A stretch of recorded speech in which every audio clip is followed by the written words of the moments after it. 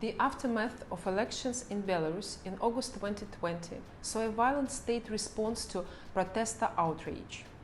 2,000 cases of torture documented since August 2020 by human rights organizations.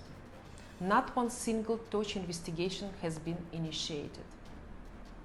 Just to share some statistics regarding the repression of women only in Belarus since May 2020 to May 2021.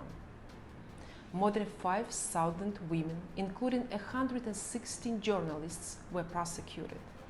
921 women were given sentences amounting to 12,814 days. More than 1,000 women received fines to $450,000 in total.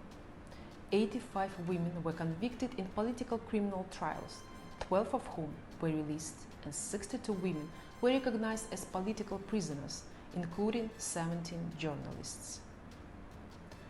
The violent repression of Belarusians continues 10 months later. Killings, torture, humiliation, beatings, fear. This is Belarus reality. For this reason, we have made a claim with the International Criminal Court in The Hague and ask you to support our fight. We address the whole world, politicians, human rights organizations, to help the Belarusian people. If this virus is not halted, it will spread to other countries of the world.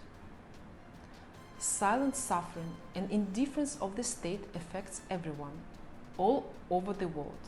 In our country, however, it is targeted against those who have different dreams and different ideas for a free Belarus.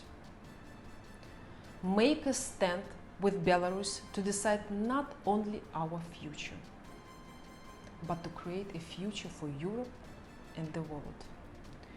We call for a tribunal to judge Lukashenko, help Belarus people to get rid of the last dictatorship in Europe.